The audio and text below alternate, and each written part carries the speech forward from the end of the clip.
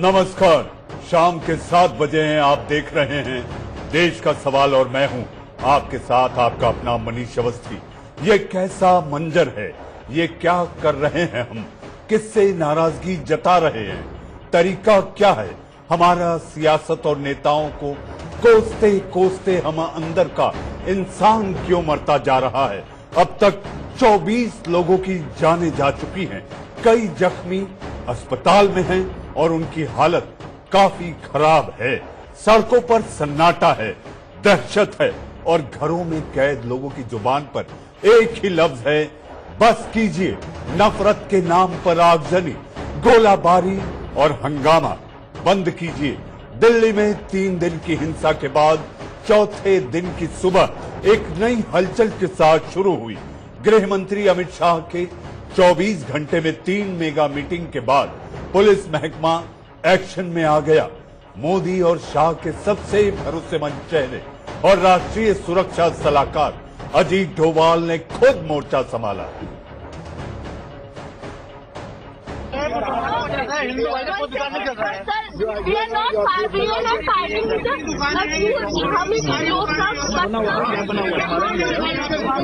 मेरा कर ले कोई नहीं कर रहा है। आपकी बात पकड़ के तेरा यही कर रहा हूँ।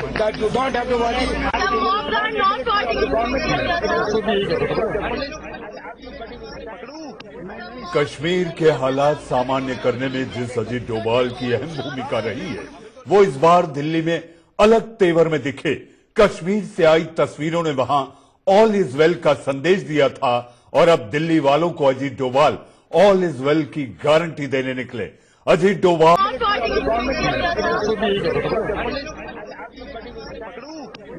कश्मीर के हालात सामान्य करने में जिस अजीत डोभाल की अहम भूमिका रही है, वो इस बार दिल्ली में अलग तेवर में दिखे। कश्मीर से आई तस्वीरों ने वहां ऑल इज वेल का संदेश दिया था और अब दिल्ली वालों को Ajit Doval all is well की गारंटी देने निकले। अजीत डोभाल दिल्ली के उन इलाकों में पहुंचे जहां हिंसा के बाद दहशत का माहौल है। आपके टीवी स्क्रीन पर ये 2 तस्वीरें।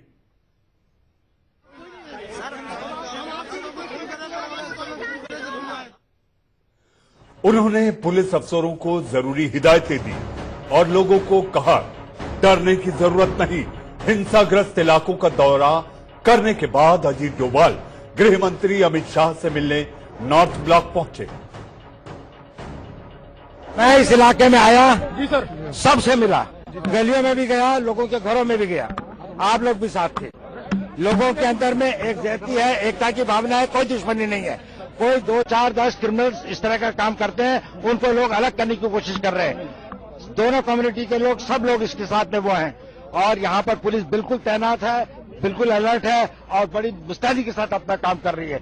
ये इंतजामिया की जिम्मेदारी है कि हर एक को महफूज रखे, हर एक की सलामती की जिम्मेदारी ले।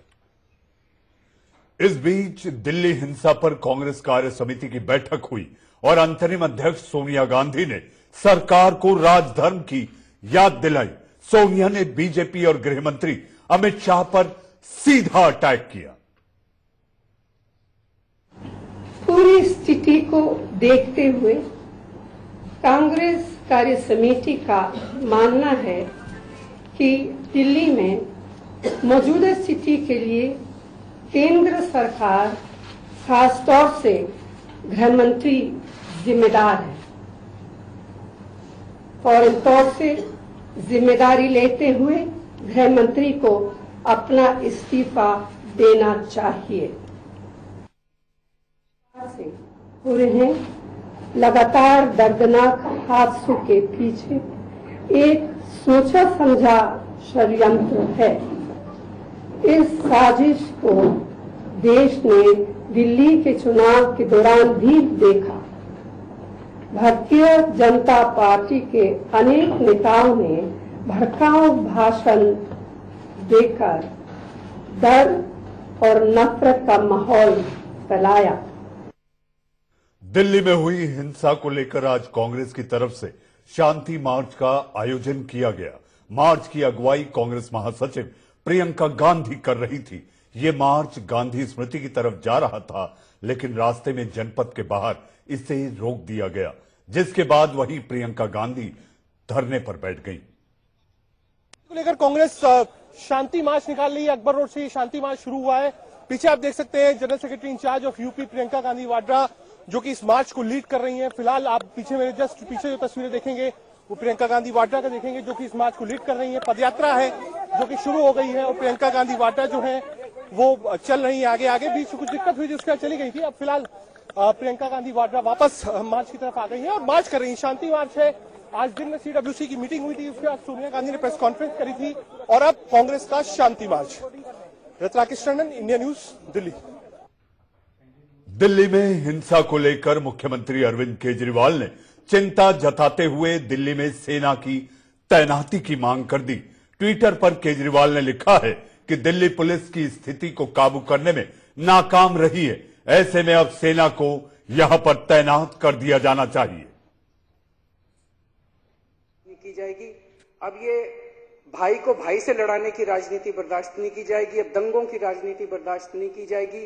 अब दुकानें जलाने की, मां बहनों के साथ गलत काम करने की, घर जलाने की, ये सब राजनीति बर्दाश्त नहीं की जाएगी। बहुत सारे दिल्ली के कई इलाकों से बहुत अच्छी अच्छी और दिल को खुश कर देने वाली कहानियां भी सुनने को मिली कि कहीं पता चला हिंदू इलाके में एक मुसलमान रहता है, सारे हिंदुओं ने मिलकर उसको बचाया। कहीं पता चला मुसलमान इलाके में एक हिंदू रहता है, सारे मुसलमानों ने मिलकर उसको बचाया। ये दिल्ली वाले हैं, ये आम दिल्ली के नागरिक हैं और हमारा भविष्य इन्हीं के भरोसे आगे बढ़ सकता है। स्थिति बहुत नाजुक है। आज सुबह भी मैंने होम मिनिस्टर साहब से निवेदन किया था। आज इस सदन के माध्यम से मैं फिर से उनसे अपील करना चाहता हूं कि अगर दिल्ली में स्थिति को काबू करने के लिए जरूरी ऐसा लगता है, आर्मी को बुलाया जाए और जितने अफेक्टेड एरियाज बच गए हैं, जहां जहां कर्फ्यू लग गया, बड़ी अच्छी बात है, जो बच गए हैं वहां पे भी कर्फ्यू लगाया जाए ताकि स्थिति जल्द से जल्द नॉर्मल हो। और मैं दिल्ली के लोगों को इस सदन की तरफ से, सारी पार्टियों की तरफ से, इस सदन की तरफ से दिल्ली के लोगों को आश्वस्त करना चाहता हूं कि हमारी तरफ से किसी तरह की कोई कमी नहीं होगी। आप सब लोग अब अपना एक दूसरे के प्रति ये हिंसा छोड़िए। सब लोग अब अपने अपने घर में जाइए, अपने अपने घर में जाके अपनी जिंदगी दोबारा जीने की कोशिश कीजिए। और अगर बाहर से कोई बाहरी तत्व आके अगर आपकी शांति भंग करने की कोशिश करते हैं तो तुरंत पुलिस को इत्तला करके उनकी जानकारी दीजिए। नफरत की लाठी तोड़ो, लालच का खंजर फेंको, जिद के पीछे मत दौड़ो, मेरे प्रेम के पंछी देश प्रेमियों। जी हां, यह फिल्म आई थी 1982 में। जी हां, दिल्ली के दिल से आसमान की ओर छूता काला धुआं यह बयां करता है कि दिल्ली जल रही है। नफरत की शतरंज पर दहशत की चालें चली जा रही है। दिल्ली पुलिस की फलटन, जी हां, दिल्ली पुलिस की फलटन सियासत के पैतरेबाजी का मजा ले रही है और अब नेता कह रहे हैं शांति की अपील की जा रही है। क्या दिल्ली है, कैसी दिल्ली है। सियासत के नाम पर दिल्ली जल रही है और 4 दिनों से लगातार दिल्ली पुलिस इसे देखती रही। जी हां, इसी बात को लेकर मचा है बवाल और हम लेकर आए हैं देश का सवाल। ऐसे में हमारा सवाल यह है कि जलती दिल्ली पर आखिर सियासी रोटी कौन सेक रहा है। क्या एक्शन में देरी से बिगड़े दिल्ली के हालात आग लगाने और भड़काने वाले कब तक रहेंगे आजाद। दिल्ली में हिंसा फैलाने वाले बाहरी आखिर है कौन। क्या डोभाल के एक्शन से बदलेगी दिल्ली की तस्वीर। क्या केंद्र सरकार के एक्शन में देरी नहीं होती तो बच जाती जाने। इन्हीं सवालों पर आज हम करेंगे देश का सवाल। लेकिन इसके पहले मेरे दो सहयोगी ताजा अपडेट के साथ नरेश बिस्वानी मौजपुर से और ऐश्वर्य जैन बाबरपुर से जुड़ेंगे। मेरे साथ स्टूडियो में मौजूद हैं मसूद हाशमी साहब, आप राजनीतिक विश्लेषक हैं, और सारिम अली खान साहब, आप समाज सेवक हैं। और मैं आपसे यह आग्रह करूंगा कि इस वक्त इस दिल्ली को एक सख्त भाईचारे की जरूरत है। तो आज जब आप बात करें, चर्चा करें, तो मैं ये आपसे आग्रह करता हूं कि अमन और शांति की अपील के साथ करें, क्योंकि ये देश का दिल है, देश की राजधानी है, हिंदुस्तान की राजधानी है। यहां पर प्रेम अमन और चैन की बात होगी। नरेश, मौजपुर में क्या हालात हैं? अजीत डोभाल हाय थे, नारे लगे, हिंदुस्तान जिंदाबाद के नारे लगे, लेकिन जैसे ही उनका काफिला आगे बढ़ा तो हाय हाय के नारे लगे। वो हाय हाय किसके लिए थी?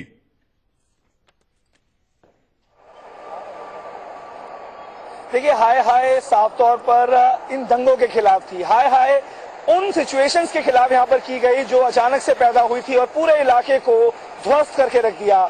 ये तमाम चीजें हमने भी लोगों से पूछी तो उन्होंने कहा कि हाय हाय के नारे जरूर लग रहे हैं, लेकिन दबी आवाज में कुछ लोगों ने यह भी कहा कि पुलिस ने जिस तरीके से ढिलाई बरती, ये हाय हाय उनके लिए भी थी। अभी की अगर हम तस्वीरें आपको दिखाने की कोशिश करें मनीष जी, तो ये मौजपुर चौक है। ये वही जगह है जहां से ये हंगामा शुरू हुआ था। इसी जगह पर सीएए के सपोर्ट में प्रोटेस्ट शुरू हुआ था और इसी के बाद अचानक एक छोर से पथराव शुरू हुआ और उसके बाद जवाब में दूसरी तरफ से पथराव शुरू हुआ।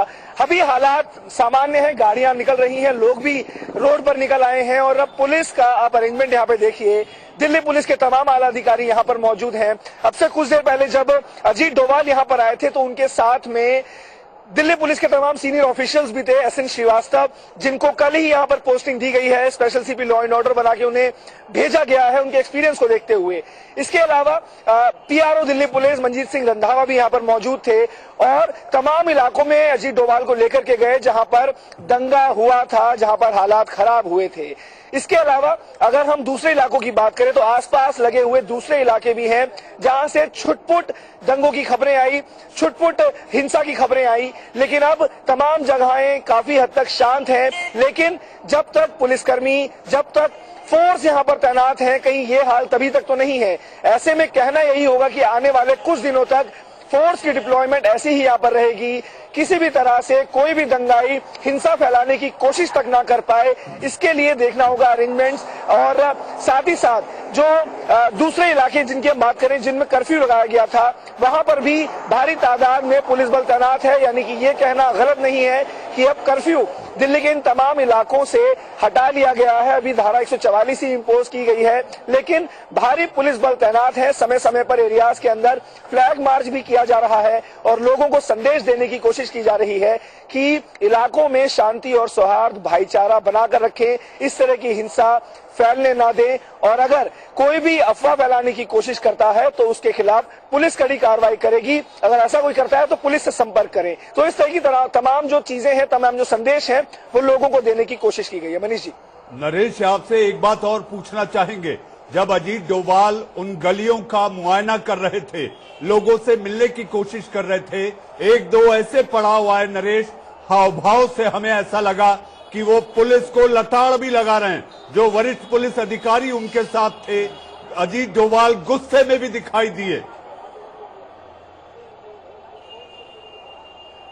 ये चीज हमने भी नोटिस की थी मनीष जी, जब वो यहाँ पर दौरा कर रहे थे मौजपुर इलाके का। जब वापस आ रहे थे तो अचानक उन्होंने एसएन श्रीवास्तव से कुछ कहा और एसएन श्रीवास्तव मुस्कुराने लगे, लेकिन अजीत डोभाल उस समय काफी ज्यादा गुस्से में नजर आ रहे थे। उन्होंने कहीं ना कहीं तमाम जो पुलिस अधिकारी थे उनको डांट भी लगाई, लेकिन एसएन श्रीवास्तव कल ही जो कि पोस्टिंग लेकर के लॉ एंड ऑर्डर की यहाँ पर आए हैं, लिहाजा वो तमाम चीजों को जानते हैं। स्पेशल सेल में वो रहे हैं काफी लंबे समय तक, एक अच्छा तजुर्बा है उनका और कश्मीर में भी उनकी पोस्टिंग रही है। वहां पर भी करीब 200 से ज्यादा आतंकियों को एनकाउंटर करने का जो श्रेय है उनको मिला है। तो लिहाजा ये तमाम चीजों को देखते हुए ही इनकी पोस्टिंग यहां पर आई है। इसके अलावा ये भी जानकारी मिल पा रही है कि दिल्ली के अगले पुलिस कमिश्नर की रेस में भी इनका नाम दौड़ रहा है और काफी हद तक ये कहा जा रहा है कि दिल्ली के अगले पुलिस कमिश्नर एसएन श्रीवास्तव भी हो सकते हैं। लिहाजा तमाम चीजें अभी यहां पर हो रही है, लेकिन जिस तरीके से आपने कहा कि अजीत डोभाल के जो हाव भाव थे वो पुलिस को लेकर के काफी ज्यादा ये कहा जाए कि संतुष्ट नहीं थे पुलिस के काम से और इसी के चलते उनका गुस्सा पुलिस पर लगातार हम देख रहे थे। नरेश, एक छोटा सा सवाल और छोटा सा जवाब मैं आपसे चाहूंगा। आज जब गली गली अजीत डोभाल घूम रहे थे, वहां के क्षेत्रीय लोगों से बात कर रहे थे, तो क्या इससे माना जाए कि एक कॉन्फिडेंस बिल्डिंग मेजर था जिसके तहत अमन चैन लौटेगी? और मुझे ऐसा लगता है कि स्वतंत्र भारत के इतिहास में पहली बार राष्ट्रीय सुरक्षा सलाहकार सड़क सड़क दिल्ली के कोने कोने गली गली जाकर आज मुआयना किया और लोगों से मिलने की कोशिश की। बिल्कुल ये कहा जाए कि जो तमाम इलाके के लोग हैं उनको ये समझाने के लिए अजीत डोभाल को आना पड़ा कि जहां पर सब कुछ ठीक है, हालात अब काबू में हैं। लेकिन इस दौरान एक चीज हमने और देखी थी, एक बच्ची अचानक आई, बुरके में थी, उसने तमाम शिकायतें की कि हम घर में डरे हुए हैं, रात के समय जागना पड़ता है और दिन में हालात लगातार बेकाबू चल रहे हैं। इस तरह की बातें अजीत डोभाल के सामने कही, लेकिन अजीत डोभाल ने भी बहुत ही अच्छे तरीके से उससे ट्रीट किया, उससे बात की और ये उसको आश्वासन दिलाया कि सब कुछ ठीक हो जाएगा, घबराने की कोई जरूरत नहीं है। नरेश, हमें आपको रोकना पड़ेगा। इस वक्त दिल्ली प्रवक्ता जीएस रंधावा कुछ कह रहे हैं, क्या कह रहे हैं वो दिल्ली दंगों को लेकर, आइए सुनते हैं। उसी के आधार पे हम अभी आगे कार्रवाई कर रहे हैं। इसके अलावा आज मैं ये बताना चाहूंगा कि हमने सफिशिएंट फोर्स एरिया में डिप्लॉय की थी और एडिशनल पैरामिलिट्री की कंपनीज भी डिप्लॉय की गई थी। सीनियर ऑफिसर्स भी वहां थे, सीनियर ऑफिसर्स भी मॉनिटर कर रहे थे, क्लोजली मॉनिटर कर रहे थे। अलग अलग एरियाज में हमने सीनियर ऑफिसर्स खुद जो है वो पीसीआर कॉल्स को मॉनिटर कर रहे थे। इसी के मद्देनजर आज कोई भी अनटूवर्ड इंसिडेंट नहीं हुआ। जैसे कि आपने देखा है, जो पीसीआर कॉल्स भी आ रही है उसको भी बिल्कुल क्लोजली मॉनिटर किया जा रहा है और आज जो कॉल्स हैं, पीसीआर कॉल्स हैं, वो भी काफी कम आई हैं। रूट मार्चेस किए गए हैं, सीनियर ऑफिसर्स द्वारा रूट मार्चेस किए गए हैं, ड्रोन का इस्तेमाल किया गया है। एक्सटेंसिव हमने जो ड्रोन्स की है उसके माध्यम से भी सर्वेलेंस की है। जो एक प्रॉब्लम आई थी, पुलिस को फेस करनी पड़ी थी कि जो छतों से पत्थर वगैरह फेंके गए थे, जिससे काफी स्टाफ को चोटें भी आई थी, उसको आज ड्रोन से हमने छतों को चेक किया है और वहां से रिमूव भी किया गया है और जिस जिस जगह पे ऐसे पत्थर वगैरह पाए गए हैं उस पे भी हम लीगल कार्रवाई करेंगे। इसके अलावा मैं और कहना चाहूंगा कि हमारा जो 112 नंबर है, इस पे भी हम आम पब्लिक को अपील करेंगे कि वो हमें कोई भी इंफॉर्मेशन भी शेयर कर सकता है, कोई भी अगर किसी को कोई प्रॉब्लम है वो बता सकता है। इसके अलावा 2 नंबर नॉर्थ ईस्ट डिस्ट्रिक्ट के हम और आपसे आपके माध्यम से पब्लिक से शेयर करना चाहेंगे। ये 2 नंबर हैं 2282923933 कि हमारा जो 112 नंबर है, इस पे भी हम आम पब्लिक को अपील करेंगे कि वो हमें कोई भी इंफॉर्मेशन भी शेयर कर सकता है, कोई भी अगर किसी को कोई प्रॉब्लम है वो बता सकता है। इसके अलावा 2 नंबर नॉर्थ ईस्ट डिस्ट्रिक्ट के हम और आपसे आपके माध्यम से पब्लिक से शेयर करना चाहेंगे। ये 2 नंबर हैं 2282923933 मैं दोबारा रिपीट करूंगा ये नंबर 2282923933 और इसके साथ एक नंबर और मैं आपसे शेयर करना आपके माध्यम से पब्लिक से शेयर करना चाहूंगा 22829335 मैं दोबारा रिपीट करूंगा 22829335 ये 2 नंबर नहीं 22829334 और लास्ट में 5 जो लास्ट नंबर है और दूसरा नंबर है 22829335 हाँ ये 2 नंबर है। हम अभी प्रेस रिलीज में भी ये नंबर आपसे शेयर करेंगे और इससे हम फिर लोगों को यही अपील करना चाहेंगे कि अगर मान लीजिए उनको 112 में प्रॉब्लम आती है जहां वहां थोड़ा टाइम लगता है, तो इन 2 नंबर्स पे भी आप कोई भी प्रॉब्लम आप बता सकते हैं। अगर कहीं भी आपको किसी असिस्टेंस की जरूरत है, किसी हेल्प की जरूरत है, वो आप बता सकते हैं। कोई भी अगर आपके पास इंफॉर्मेशन है वो आप शेयर कर सकते हैं, ये हम नंबर मैन करेंगे। इसके अलावा मैं फिर पब्लिक को आपके माध्यम से अपील करना चाहूंगा कि रूमर्स पे बिल्कुल ना जाएं। सिचुएशन दिल्ली पुलिस ने पूरी कंट्रोल की हुई है, सिचुएशन अंडर कंट्रोल है और आज जैसे आपने देखा, आप भी फील्ड पे रहे हैं और लगातार पेट्रोलिंग की गई है। और इसके अलावा मैं अपील के साथ साथ एक स्ट्रांग मैसेज भी देना चाहूंगा कि कोई भी जो एंटी सोशल एलिमेंट्स हैं, मिसक्रिएटेंट्स हैं, उनके खिलाफ अगर उन्होंने कोई गलत काम किया तो सख्त से सख्त कार्रवाई की जाएगी। धन्यवाद सर। इसमें एक चीज बताइए, एक चीज बता दीजिए सर, कैमरे पर ही बता दीजिए ना। एक चीज आप कैमरे पर ही बता दीजिए ना सर। रंधावा साहब पीसी कर रहे हैं, आप कैमरे पर बताइए ना सबको। आप मीडिया को कैमरे पर कैसे नहीं बताएंगे? आप अपनी बात कह के थोड़ी जा सकते हैं।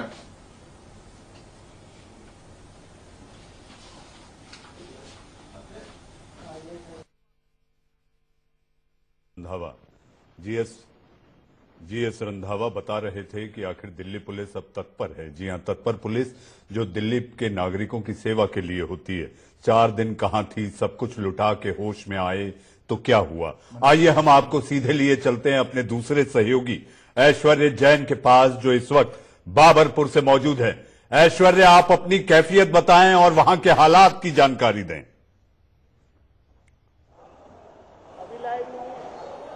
जी बिल्कुल, इस वक्त मैं बाबरपुर में खड़ा हुआ हूं। यहाँ पर भी उतनी ही हिंसा हुई थी जितनी मौजपुर चौक पर हुई थी, जहां पर नरेश पिस्वानी थोड़ी देर पहले रिपोर्टिंग कर रहे थे। आज सुबह से ही मैं रिपोर्टिंग कर रहा हूं यहाँ से, और कई अंदर इलाकों में गया हूं जहां पर अभी भी लोगों के मन में दहशत है, लोग घरों से बाहर नहीं निकल रहे हैं। और अगर मैं अपने कैमरे पर्सन को कहूं कि वो ये इलाका पहले दिखाएं और उसके बाद में आपको बताऊंगा कि क्या हालात है। जिस जगह पर हम दूर दूर तक देख सकते हैं पुलिस बल तैनात है, हर उस जगह को मॉनिटर किया जा रहा है, ड्रोन्स के द्वारा सर्वेलेंस किया गया है।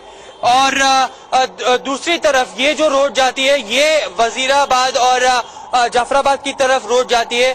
इस रोड पर अमूमन इतनी भारी ट्रैफिक होता है, लेकिन आज आप देख सकते हैं बिल्कुल रोड खाली है, क्योंकि पुलिस बल लगातार लोगों को मना कर रहा है अभी भी घर से बाहर नहीं निकलिए, क्योंकि किसी भी तरीके से यहाँ पर हालात अभी भी संवेदनशील बने हुए हैं। दिल्ली पुलिस का दावा एक तरफ ये है कि सिचुएशन अंडर कंट्रोल आ चुकी है, लगातार सर्विलेंस हो रहा है, लेकिन दूसरी तरफ अभी भी कई इलाकों में हमने आज पथराव की स्थिति देखी थी।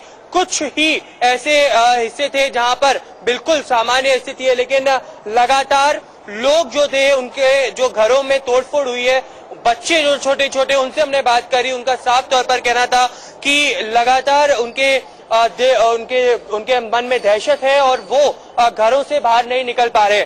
इस वक्त अरविंद केजरीवाल डीसीपी ऑफिस पहुंचे हैं और वहां पर वो ऑफिसर से मुलाकात कर रहे हैं। थोड़ी देर पहले अजीत डोभाल जो एनएसए हैं वो भी यहाँ पर आए थे और उन्होंने भी यहाँ पे गलियों में अंदर लोगों से बात करी। उनका साफ तौर पर कहना था कि मैं आपको शब्द दे रहा हूं अपने कि यहाँ पर हर तरीके का भाईचारा है, किसी भी तरीके की दुश्मनी नहीं है। और लोगों से उन्होंने अपील करी कि शांति जिस तरीके से आज बनी हुई है उसी तरीके से आगे भी बनाए रखें। जी ऐश्वर्या, आप अपना भी ध्यान रखें और लगातार ताजा अपडेट इंडिया न्यूज के दर्शकों को आप पहुंचाते रहें। बहुत बहुत धन्यवाद ऐश्वर्या।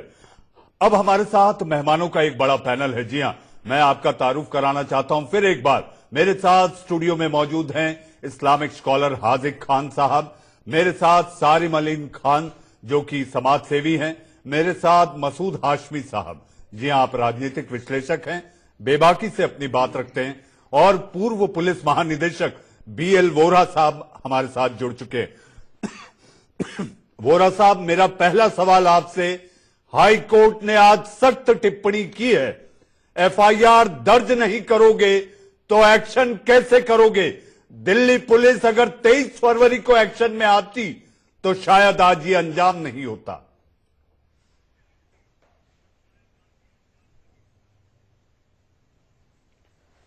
आपका कहना सही है, हाई कोर्ट का कहना भी सही है। और मेरा ये मानना है कि ये पुलिस की तरफ से जरूर कमजोरी हुई है। ये मामला हाई कोर्ट तक जाना ही नहीं चाहिए था। ये पुलिस की अपनी ड्यूटी है कि वो एफआईआर दर्ज करे। किसी को कहने की जरूरत नहीं है कि एफआईआर दर्ज हो।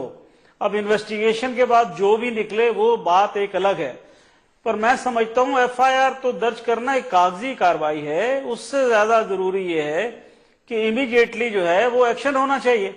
जो एक्शन आज हो रहा है, जितनी फोर्स लगाई गई है कल रात से, वो उस वक्त लगनी चाहिए थी, प्रिवेंटिव मेजर्स लेने चाहिए थे। अब कोई मजबूरी रही होगी, या तो हेसिटेशन रहा होगा, या मजबूरी रही होगी कि सारी फोर्स प्रेसिडेंट ट्रंप के आने की वजह से उनकी सिक्योरिटी में लगी हुई थी। ऐसा था तो कहीं और से फोर्स मंगा सकते थे। कुछ इंटेलिजेंस फेलियर हो गया कि इनको पता नहीं चला कि इतना बवाल जो है वो खड़ा हो जाएगा। कुल मिला के ये पुलिस की विफलता है, इसमें कोई दो राय नहीं है। और इससे जान माल का नुकसान हुआ, देश की बेइज्जती हुई, विदेशों में बेइज्जती हुई। तो अब कम से कम ये हो सकता है कि पिछले मामलों में एफआईआर दर्ज करें, लोगों को अरेस्ट करें, गिरफ्तार करें, उनके खिलाफ जो लीगल एक्शन लेना लें और आगे से इंश्योर करें कि अब कोई ऐसी घटना ना हो। और जितनी भी घटनाएं हुए हैं उसकी बाकायदा इंक्वायरी हो और हर एक पे सख्त कार्रवाई करें, चाहे वो किसी भी कम्युनिटी का हो, चाहे वो किसी भी पार्टी का हो, सब पे सख्त कार्रवाई जरूर होनी चाहिए। मेहमानों के पास जाऊंगा। सवाल यह है कि पुलिस को संविधान के तहत काम करना चाहिए या सियासी दलों के नेताओं के आदेश के तहत?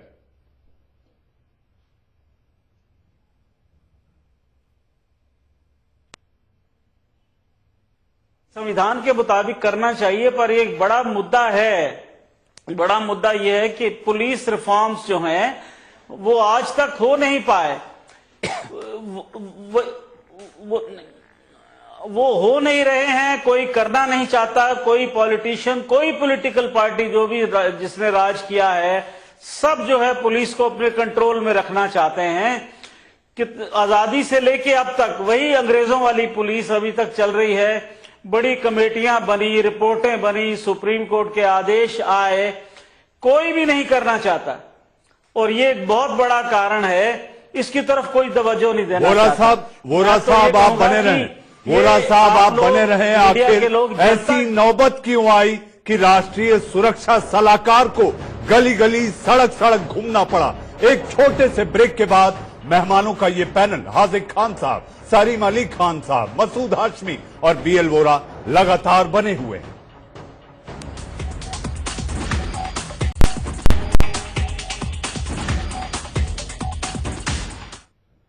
छोटे से ब्रेक के बाद आपका स्वागत है। इससे पहले कि मैं देश के सवाल की बहस को आगे बढ़ाऊं, इस वक्त आ रही है एक बड़ी खबर। अमेरिकी दूतावास ने अपने नागरिकों के लिए सुरक्षा एडवाइजरी जी अलर्ट जारी किया है। दिल्ली में हिंसा प्रभावित इलाकों से वहां जाने को लेकर बचने की सलाह दी है।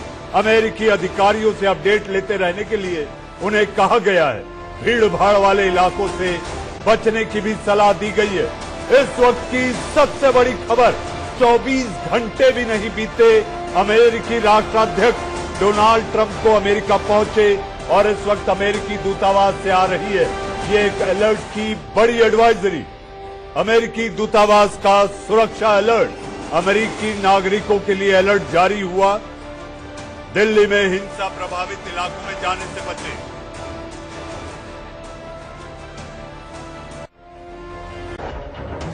आइए, इस वक्त मेरे साथ मेहमानों का एक पैनल बैठा हुआ है। जी हाँ, लगातार मैं आपसे इनका तारुफ करा चुका हूं।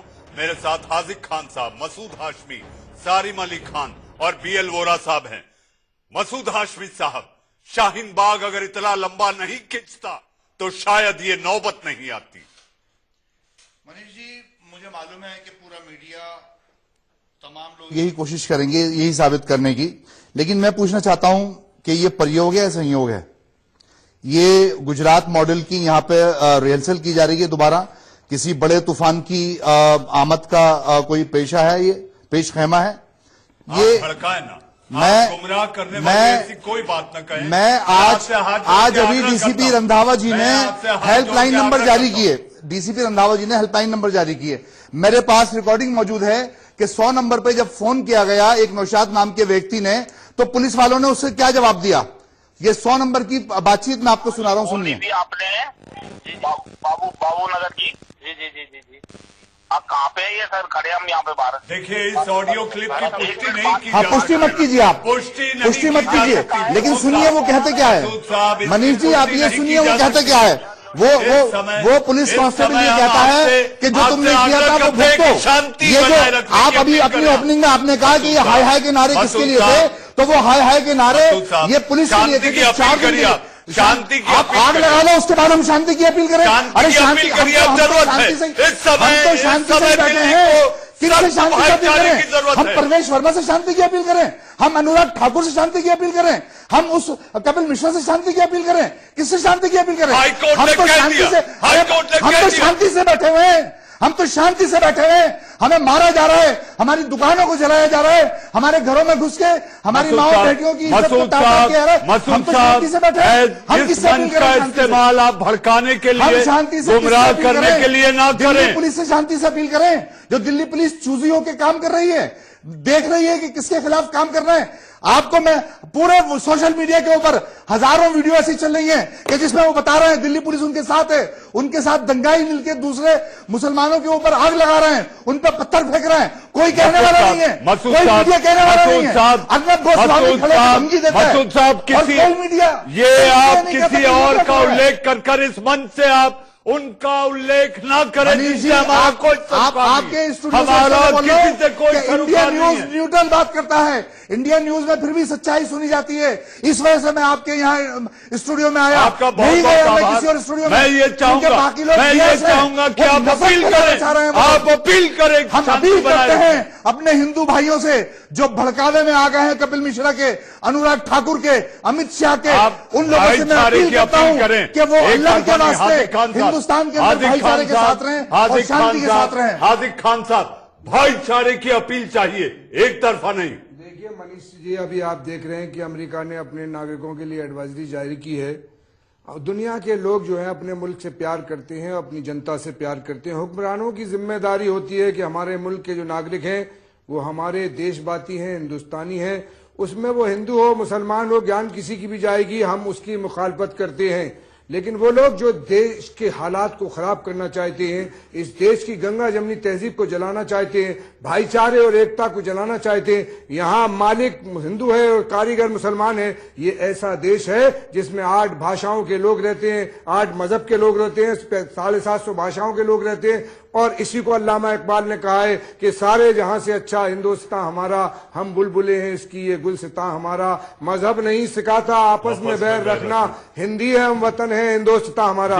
हे मेरे देश के दिल्ली वासियों, ये आज भी तुम्हारे प्यारे भाई हैं मुसलमान, तुम्हारे हिंदू प्यारे भाई हैं। इसको देखकर तुम दिल्ली को चलाओ। ये पूरी दुनिया में जो खराब मैसेज जा रहा है इसको यहीं खत्म किया जाए और जो अपराधी हैं उनके खिलाफ सख्त से सख्त कार्रवाई की जाए। उसमें चाहे पुलिस वाले इन्वॉल्व हो या जो किसी पार्टी के कार्यकर्ता। हार्दिक साहब, मैं आपके पास आऊंगा। आपका बहुत बहुत आभार कि आपने भाईचारे और अमन को लेकर जो आपने पैगाम दिया है। मुझे ऐसा लगता है कि दिलवाली दिल्ली, मतवाली दिल्ली में रहने वाले दिल्ली के लोग इस बात को समझेंगे कि इस वक्त एक सख्त भाईचारे की जरूरत है। हमारे साथ हमारे सहयोगी पुलकित नागर इस वक्त हमारे साथ जुड़े हैं कुछ ताजा अपडेट के लिए।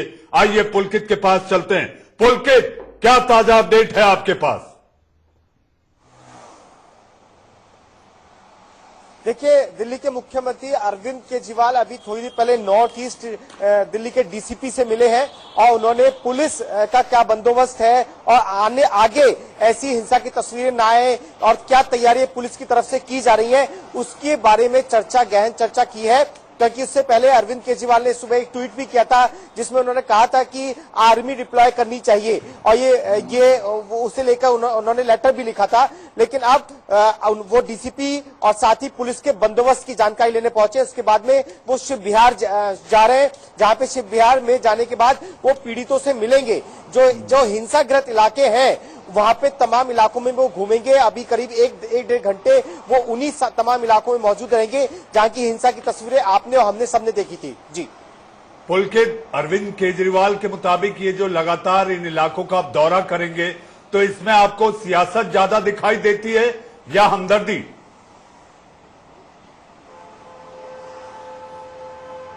देखिए, अभी तो हमदर्दी ज्यादा रहेगी। पुलकित, आपको एक सेकंड रुकना होगा। इस वक्त आ रही है एक और बड़ी खबर। दिल्ली में हिंसा प्रभावित इलाकों का दौरा करने निकले अरविंद केजरीवाल शिव विहार इलाके का कर रहे हैं दौरा। दिल्ली के मुख्यमंत्री अरविंद केजरीवाल इस वक्त शिव विहार इलाके का दौरा करने निकले हैं। 4 दिन से कहां थे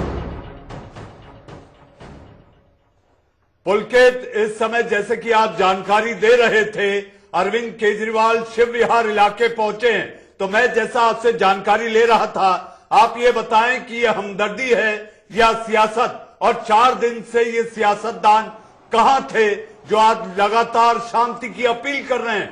कांग्रेस कर रही है, प्रधानमंत्री का ट्वीट आता है, अरविंद केजरीवाल गुजारिश करते हैं, कहां थे ये सियासतदान?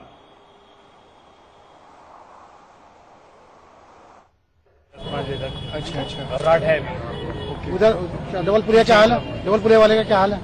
डबलपुरिया भी इस तरह के हालात हैं कि मतलब नॉर्मल नहीं है। चलो डर है अभी। शांति रखो। नहीं है, नुकसान तो सबका हो रहा है। सीएम साहब आपके हालचाल पूछने के लिए पहुंचे आपके बीच में। मैं पूरा इलाके में दौरा कर रहा हूँ, तो सब लोग शांति रखना अब। ठीक है सबको रखना, कहीं कोई अफवाह में न जाए।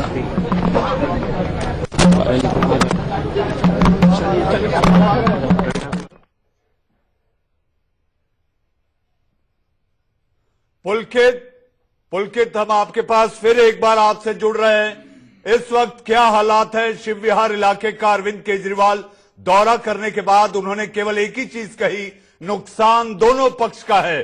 शांति की अपील की, लेकिन अशांति के बीच 4 दिन ये नेता कहां थे?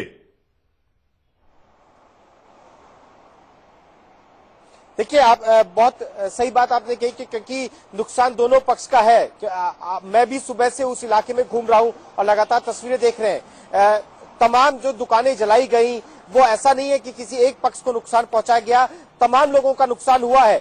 वहां आम लोगों का नुकसान हुआ है, जो प्रदर्शन कर रहे थे उनका नुकसान हुआ है, जो प्रदर्शन को सपोर्ट कर रहे थे या देख रहे थे, पानी मुहैया करा रहे थे, खाने पीने की चीजें दे रहे थे, उनका नुकसान हुआ है। अरविंद केजरीवाल अभी पहुंचे हैं वहां पर और सवाल आम आदमी पार्टी पर कल से ही उठ रहे हैं। कल जब वो डीसीपी को देखने गए थे मैक्स हॉस्पिटल, तब भी गो बैक के नारे लगे थे। तो यानी कि लोगों में नाराजगी है इस बात को लेकर कि उनके चुने हुए मुख्यमंत्री इतनी देर से क्यों जागे, क्यों अगले 48 घंटे पहले जब वहां हिंसा हो रही थी तो तमाम नेताओं ने पहुंचकर वहां पर रोकने की कोशिश नहीं की, क्यों वहां बहुत ज्यादा पुलिस बंदोबस्त नहीं था जो इस हिंसा को रोक सके। ये सवाल तमाम लोग वहां के उठा रहे हैं जिन्हें इस हिंसा में से गुजरना पड़ा, जो इस हिंसा के शिकार हुए। पुलकित, आप अपना ध्यान रखें और आपसे हम लगातार ताजा अपडेट लेते रहेंगे। इस बीच हमारे साथ स्टूडियो में सारिम अली खान भी बैठे हैं। सारिम, अगर समाज सेवी बाहर निकले और इस समय दिल्ली को जरूरत है एक सख्त भाईचारे की, अमन की, जी हां, और वो गंगा जमनी तहजीब जिसका हाजिक खान साहब और आखिर में बोलते बोलते मसूद हाशमी साहब भी वही कहने लगे, समाज सेवी कहां है? गंभीर हैं। और जैसे कि आपने शुरुआत की थी कि शाहीन बाग अगर नहीं होता तो ये नहीं होता, तो मनीष भाई सबसे पहली बात यह है कि शाहीन बाग का प्रोटेस्ट जो है वो पिछले 70 दिन से ज़्यादा से चल रहा है और वहाँ पे कोई भी वायलेंस नहीं था। और उसके बाद ये प्रोटेस्ट जैसे जगह जगह छोटी जगह चल रहे थे तो बिल्कुल नॉन वायलेंस प्रोटेस्ट थे।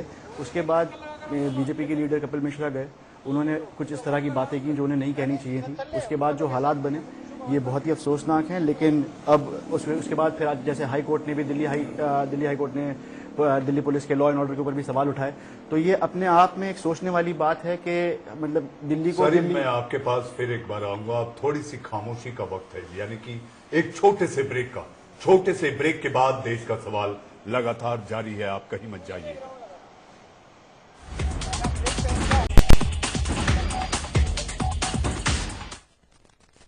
एक ब्रेक के बाद आपका फिर एक बार स्वागत है और हम अपने देश का सवाल के आखिरी पड़ाव में पहुंच चुके हैं। जी हां वोरा साहब, मेरा आपसे आखिरी सवाल ये कि अगर दिल्ली पुलिस ये आहट समझ जाती कि हालात बिगड़ रहे हैं और ब्रिटेन और अमेरिका के जैसे जहां की पुलिस तुरंत एक्शन लेती है, अगर वो एक्शन ले लेती तो शायद आज दिल्ली के इस बदरूप कुरूप चेहरे से हम बच जाते। हमारी शर्मनाक तस्वीर जब अमेरिका के राष्ट्राध्यक्ष दिल्ली में थे शायद ये सामने नहीं आती। वोरा साहब, मैं आपसे बिल्कुल एग्री करता हूं। ये होना चाहिए था, इंटेलिजेंस फेलियर है, एक्शन होना चाहिए था। पता नहीं पुलिस क्यों हेसिटेट पुलिस ने किया, और मैं समझता हूं कि एक्शन लेना चाहिए उन पुलिस अफसरान के खिलाफ जिन्होंने कोताही बरती। जी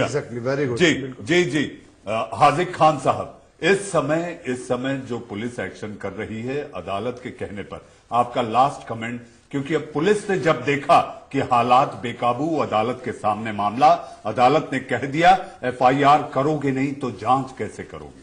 देखिए, हाई कोर्ट ने जो कहा बिल्कुल सच कहा है और हम उसकी इस बात की तारीफ करते हैं कि जो लोग मरे हैं वो चाहे हिंदू हो मुसलमान है, वो हिंदुस्तानी है, इंसान है। इसलिए एक्शन होना चाहिए, कार्रवाई होना चाहिए। हमारे सामने न्यूजीलैंड का एक एग्जाम्पल है कि वहाँ एक मस्जिद में एक आदमी घटना कर देता है तो वहाँ की प्रधानमंत्री उसको पूरी तरह देखती है। हमारे हुक्मरानों की जिम्मेदारी बनती है कि दिल्ली को शांत करने के लिए उन्हें 4 दिन से पहले आना चाहिए। जी हाजिर सर। सरीम, लास्ट कमेंट यही है कि जो भी हाईकोर्ट ने फैसला दिया दिल्ली पुलिस के अगेंस्ट वो बिल्कुल सही है, और अब हमें आगे किस तरह से सब लोग को भाईचारे की तरह रहना है। खून चाहे किसी का भी बहे, पहले वो हिंदुस्तानी का खून है, सब मिलजुल कर रहे हैं। आप सोचें कि आप क्या कर रहे हैं, किसी के भाषण में मत आए, सब अपनी रोटियां सेक रहे हैं। हिंदुस्तान आबादी तब रहेगा जब अमन और चैन होगी। मसूद साहब, देखिए, दिल्ली पुलिस या कहीं की भी पुलिस जिस काम के लिए बनती है और जिसकी वो शपथ लेती है जब वो ज्वाइन करते हैं, उनको उसी तरह से काम करना चाहिए। बहुत बहुत बदनसीबी की और बदकिस्मती की बात है कि इतनी सक्षम पुलिस होते हुए इतना सब कुछ घटा, इतना सब कुछ हुआ और इनकी आंखों के सामने हुआ। इसके लिए हमें बहुत शर्म आती है। और जैसे कि अभी हमारे साबिक पुलिस अफसर ने कहा, ऐसे दोषी पुलिस वालों के खिलाफ जब तक कार्रवाई नहीं होगी आगे हालात सुधरेंगे नहीं। जी, बशीर बद्र साहब का एक शेर मुझे याद आता है, लोग टूट जाते हैं एक घर बनाने में। जी हाँ, फिर एक बार दोहराऊंगा, बशीर बद्र साहब कहते हैं, लोग टूट जाते हैं घर बनाने में, तुम तरस नहीं खाते बस्तियों में आग लगाने में। ITV नेटवर्क और इंडिया न्यूज देख रहे दर्शकों से यह अपील करता है, ईश्वर अल्लाह तेरो नाम, सबको सन्मति दे भगवान। जी हाँ, देश का सवाल में आप लोग जुड़े, बहुत बहुत धन्यवाद। दिन भर की खबरों के पिटारे को लेकर आएंगे मेरे सहयोगी रोहित पुनेठा। आंख कान खोल।